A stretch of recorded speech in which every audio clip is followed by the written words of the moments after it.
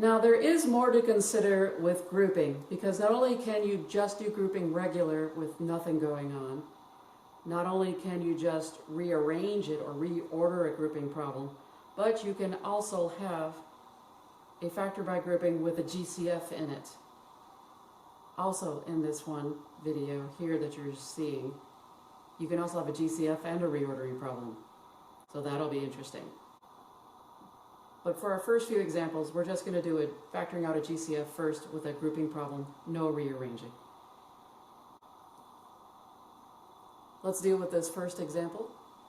We have 6x squared minus 2x plus 12x minus 4. Looking at this problem, notice that every single term that we have is even.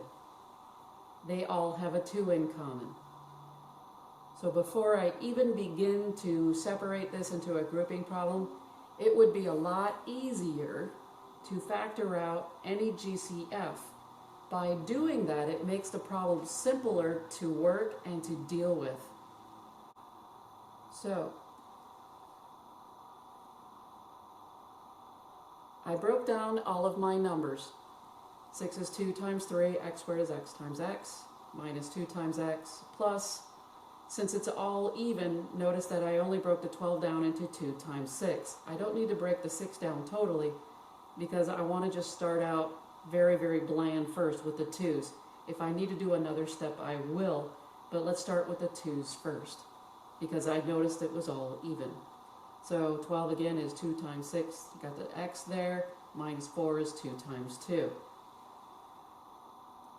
They all have a 2 in common, so let's factor out that 2 from the entire problem.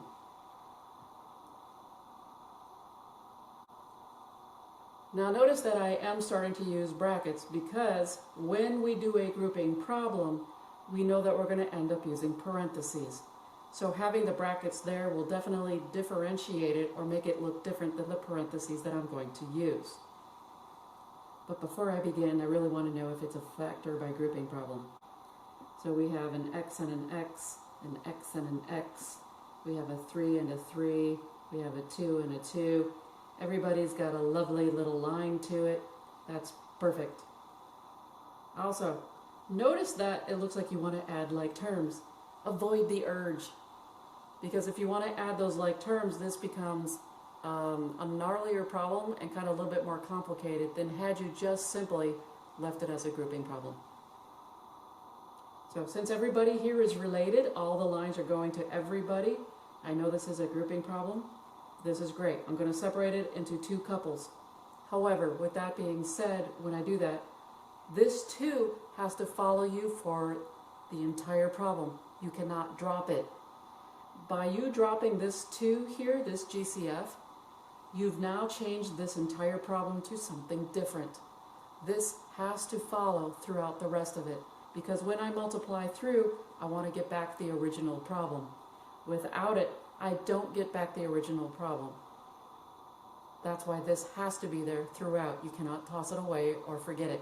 If you forget it, you know I'll mark you wrong. So I tested for grouping just in case, and we're all good to go. So what I did is I separated my 2 couples within the brackets. Yes, I did. Notice the 2 stayed. Yes, it did. Awesome.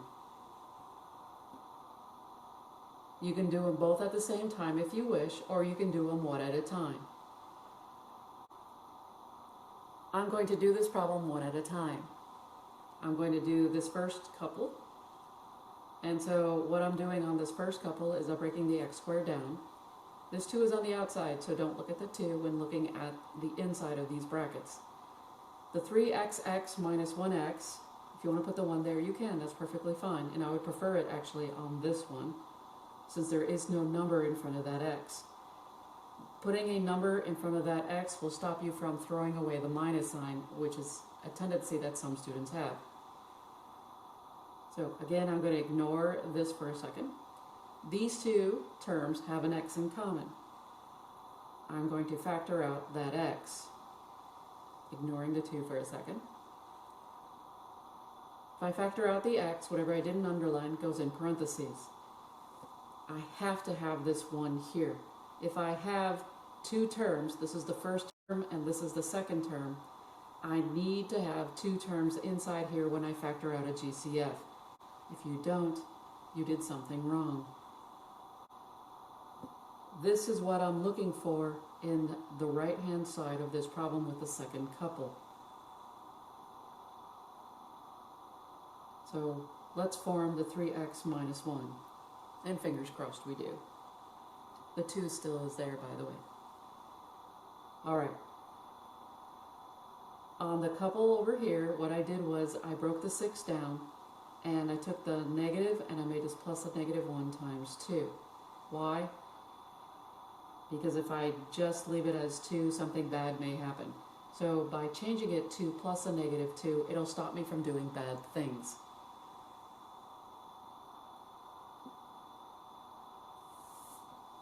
So what I'm going to do is take this negative in front of the 2 and change it to a negative 1 times 2. Again, this is saying like a negative 1 times 2 up here, except this says minus 2. So that's a negative 1 times 2. This negative 1 goes in parentheses. Notice what the GCF is here. I have a 2 and a 2. If I left this as a minus 2, you would have a tendency to drop off anything after I factor out a 2. Putting the negative 1 stops you from doing something bad.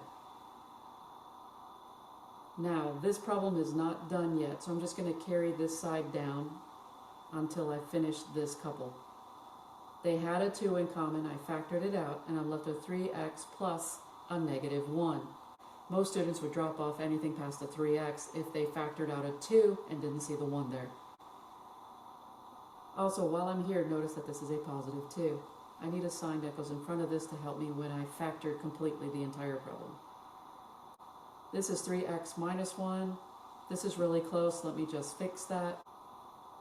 I'm going to do one more step while we're here because they don't look exactly the same. I want to change this from plus a negative 1 to something that looks like minus 1. And that's just simply change it to minus 1. On the inside here, I'm going to smush these 2 together now that they've got the same thing going on with both couples. And they have now been smushed together, and I can see that they have a GCF of 3x minus 1. And on the inside, what I'm going to do is factor that out, keeping them in brackets for the time being, and anything not in parentheses will get a parentheses inside that bracket. And that's a legitimate answer. This is quite okay with me. Sometimes on the multiple choice, you may not see it like that. And on the book, you definitely will not see it like this. Because what you're saying is you got 2 times this parentheses, and the book goes, that's just way too many symbols for me, and that's too much ink for the publisher. And so the book will write it without the brackets, because this is still saying 2 times this parentheses and that parentheses. So that is that answer. That 2 has to be there. It has to. Again, whether or not you put the x plus 2 first and the 3x minus 1 second, the order of the parentheses does not matter. But make sure you do have the 2 here. Another thing that students are going to want to do not distribute the 2. The idea here is to prep you for another section of math, and this whole idea is to break them down so that there is nothing to do in terms of there's nothing else to take out, there's no more GCFs. Putting this 2 back in here, you're going to have to factor it back out again. So whatever number you have out here, resist the urge to put it back in. Do not factor it in. Do not. All right? We want it broken down as much as possible. This is as far as it can go. This is what we want. Leave it like this.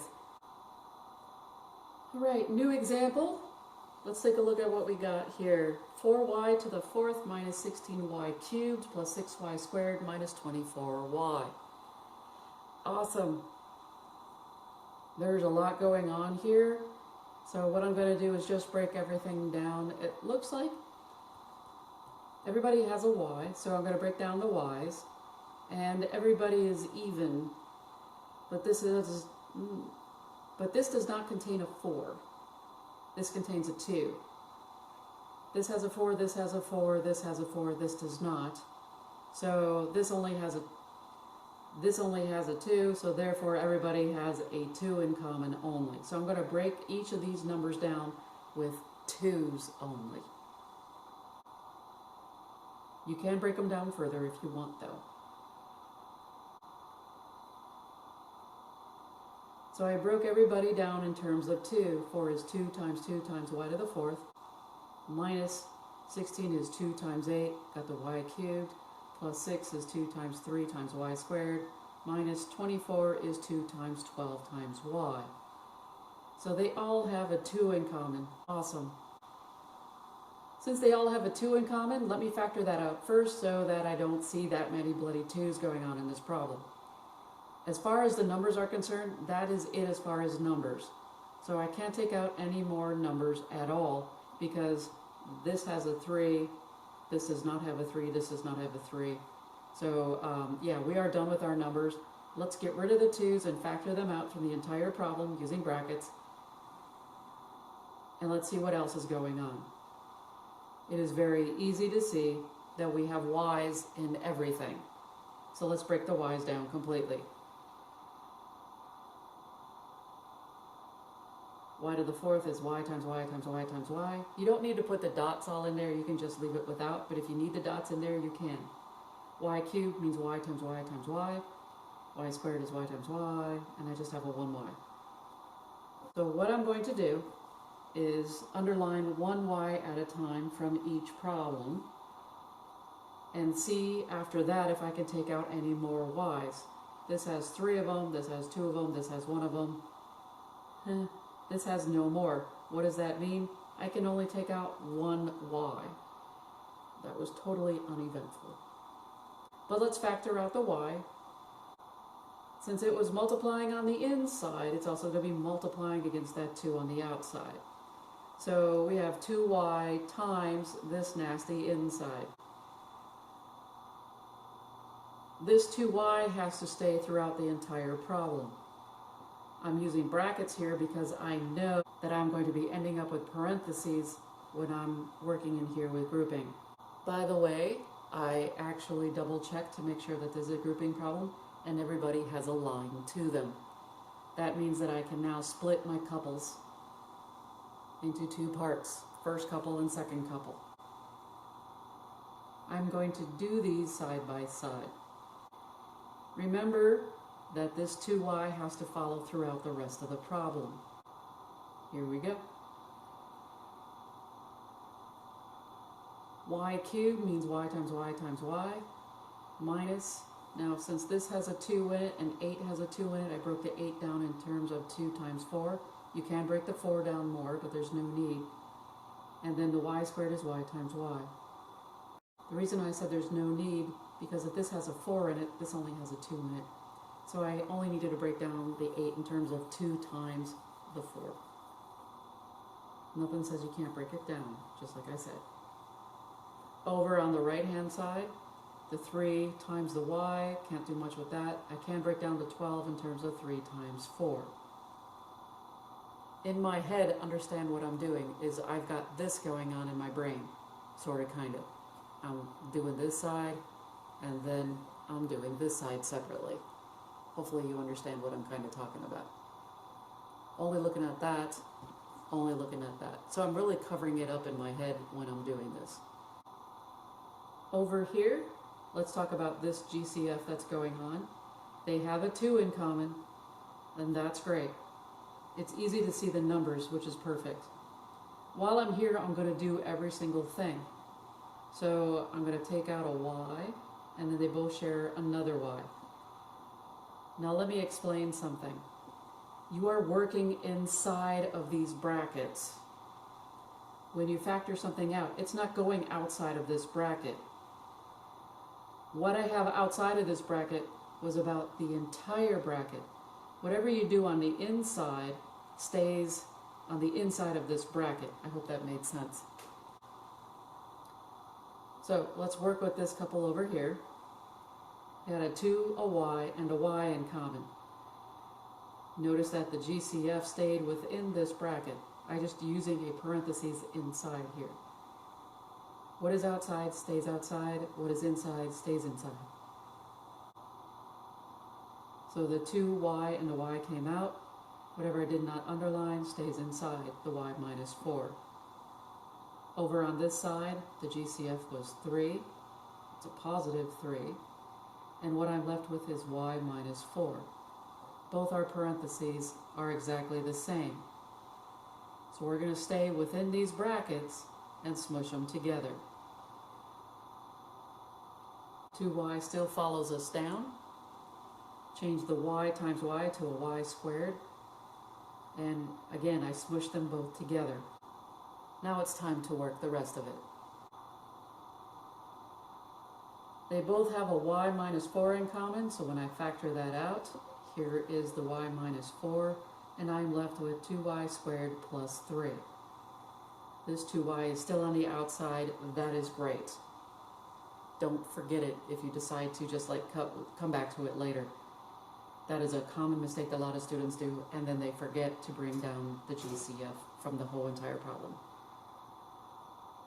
This is okay to have this where you've got now an added protection of this double bracket here, of this bracket here. So you are allowed to have that, but the book will not like that. The book says that's way too much. We don't need that extra bracket in there. You can just drop those brackets, because this is saying 2 times all that. Instead, we're just going to say 2y times this and that. So the book will do this, and again, the order can still be rearranged. You could have 2y times the 2y squared plus 3, then you could have the y minus 4. The book will always put anything that you took out first in front, always. And they never put a parentheses around it. You can if you want, but it's not necessary. Again, the original GCF you took out stays on the outside. Do not distribute it back in. Do not. That is not where we're going with this problem. Leave the 2y out. New problem. We got a GCF and a reorder. All right. But pretend that you only saw the GCF so we can be surprised. We are given 18ux plus 13yt x squared minus 12x squared t minus 45xyu. Blech. The alphabet puked all over you on this problem. Alrighty. What am I going to do? Let's look at this first. They said something about a GCF, so... Yep, all of these have a 3 in common. These two may have a 9, but 12 doesn't have a 9. This is not 9 times something. 30 is not 9 times something. 30 is 3 times 10. This is 9 times 5, and 9 has a 3 in it. This is a 3 times 4, and this is a 3 times 6. All right. So what gives it away for me is not so much the 45 and the 18, it's the 3 and the 12. Because in my head, I go straight to 3s when I see these two. I don't go to 3s when I normally see these. I see 9s here, but I see 3s here. So I'm going with the lower number of 3. Welcome to my brain. That's how it works. So what I'm going to do is break each number down in terms of 3s. Again, the other number doesn't have to be a 3 after that. You can just leave it as 3 times whatever that number is. You don't have to break that other number down. Also, while I'm here, I'm going to break down all of the exponents on my variables. This is going to be long. 18 is 3 times 6 times ux, plus 30 is 3 times 10 times y times t times x, minus 12 is 3 times 4, x squared is x times t, minus 45 is 5 times 9, and 9 is 3 times 3. You don't have to do 15 times 3. Do the 5 times, and I'll make this a really big dot so you can see 5 times 9. And 9 broken down is 3 times 3. X, Y, U for my variables. Notice I underlined what they had in common. They have a 3 in common for every single bloody term. they also have an x in common for every single term. Not everybody has a t, not everybody has a u. I don't even have to look any further. That's as far as I can go for a GCF for the entire problem. Since they are multiplying 3 times x, 3 times x, 3 times x, 3 times x, they'll be multiplying on the outside of the brackets that I'm going to use on this problem. So we have 3 times x on the outside. Whatever I did not underline goes here. Perfect. Now, pretending that I didn't read the directions, so what I'm going to do is split it up using these two couples here, the way they are, assuming I did not read directions. So I have 6, I broke down to 6, 3 times 2 times u, 10 is 5 times 2 times y times t times x. Over here, since both of these are negative, I took out a -1, so this will now be plus a -1 when I work this problem. -1, broke down the 4 in terms of 2 times 2 times x times t, plus a negative, so that becomes a -1 times 5 times 3 times y. Looking at these two, I have a GCF of 2, and when I take that out, I got 3u plus 5ytx. This is what I'm looking to build over here. Abracadabra. Over here. Not a bloody thing I can take out. This is 4xt plus 15yu. They do not look the same. That sucks. So, as a student who was going to go, well, I can't do anything, looks back and read the directions going, you've got to be kidding me, I got to reorder this one? Yes. However, if you are going to reorder this one, you don't have to go back to the beginning. You can go back to here. You don't have to go all the way back and start over again. You took out the GCF, that is still good. These are still valid, but you just need to rearrange these three somehow. So what I'm going to do is start over, rewrite it at this point right here. And there you go. I started all over again-ish, where I took out the GCF. So I still have 6u plus 10ytx minus 4tx minus 15uy. I know I read it all backwards, but that's okay. I still got everybody in there. Notice I'm circling my terms because I know that the order in which it's at right now does not work. From here, it is up to you to decide what order you want to put it in. You want to put the 5s together, the 2s together, the 3s together, the u's, the t's, the z, whatever it is, put them all together. There's no z's. The order that you put it together is up to you. And here we are, folks. The dream we all dream of. Nobody got that? Really? No Prince fans, huh? All right. So what I did is I put the 2's together and I put the 5's together. I don't know why I left it as 5 times 3. That's just me. That's the way my brain works sometimes. Oh well. So I put the 2's together, meaning the 6 and the 4's. I put the 10 and the 15 together. And from here, what I'm going to do is separate the two couples now and see if this works. I separated them. That is my first step. And what I'm going to do from here is I'm going to break them down completely. 6u is 3 times 2 times u. 4 is 2 times 2 times x times t. Over here, 10 is 5 times 2. Then you have the ytx. Plus, again, I'm turning this minus into plus a -1. That negative becomes a -1. I have 5 times 3 times y times u. Because this is a little gnarly, I am going to rest my eyes a little bit and cover up the right-hand side. Do not forget your GCF again. Do not drop this. If you forget it, it's really easy to not bring it back because, you're too busy finishing up the problem. So be very careful. I have the 3x out here. I underlined the GCF that those two have in common, which is a 2. Factoring out the 2, I have 3u minus 2xt. Again, notice this 2 stayed within this bracket. This bracket was only for the entire GCF. Nothing can go past that bracket. So when you take out the 2, it stays within that bracket. Alright, now that I have this, that's what I want to form over here. I can't go any further with this one. I want to form this on this right-hand side. I broke down the 10 and I broke down the 15. We just went over this earlier. I'm going to underline my GCF. What do they have in common on this side? And we've got 5 and y, 5 and y. Factoring out that GCF, what I have left over is 2tx plus that negative 1 times 3u.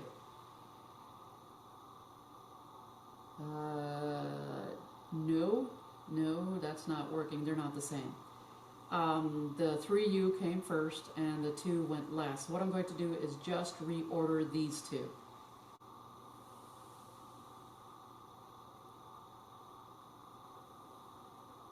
So I reordered these two, and I made this negative 1 here times 3u plus this 2 times t times x. They still don't look the same because this is a negative 3 and a positive 2. This is a positive 3 with a negative 2. The signs are completely off. Both of them are completely off. Off by a negative, off by a negative. I need to split this plus sign into two negatives. So plus 2 is minus a negative 2. I did smush them together, and that's okay. If you need to leave it separate, that's fine. There. Now it's completely better, and I don't have to look at that other side. Now, I really need to work on this because this is driving me batty. So what I'm going to do is change that minus 2 to a negative 1 times 2. Now I have negative 1's in here. I'm going to factor out the negative 1. So that's a negative 1 times 5y. Negative 1 times 5y gives me a negative 5y. And the inside now is 3u minus 2xt. And guess what? They both match now. That is perfect. On the inside of these brackets, the GCF is what's underlined. And so I'm going to factor that out, but understand I'm staying within these brackets. 3u minus 2xt times the leftovers 2 minus 5y. This is okay to have this as an answer. Again, you got brackets on parentheses. There's no need for these brackets, but this is okay. This is what your book will do, and this is fun. I know some of you are already screaming at the TV. I can hear it. Does it matter the order of xt or tx? No, it does not matter. So long as they're both there, order doesn't matter. The book will do it in alphabetical order, so you probably see the book go 2tx. I don't really care. xt, tx, it's commutative. Nobody cares. It's still the same thing. Also, does the order of the parentheses matter? As far as, can I have the 2 minus 5y first? Yeah, that's fine. It does not matter. By the way, there are probably another couple answers to this problem, but this is what most people get. End of this problem. Hasta la pasta. End of this video. See you on the flip side. Plus a minus 1, put it back into just saying minus 1. Now they look exactly the same, of which you can't see. Do not put it back in. Do not put it back in. Bad, bad, very bad. But first, a message from our sponsor. Nope. Putting the 2 back in means I gotta take it back out again. Bad, bad, very bad. Leave it like this. New problem. Can you see my directions? I don't know. I can't tell. I'm done.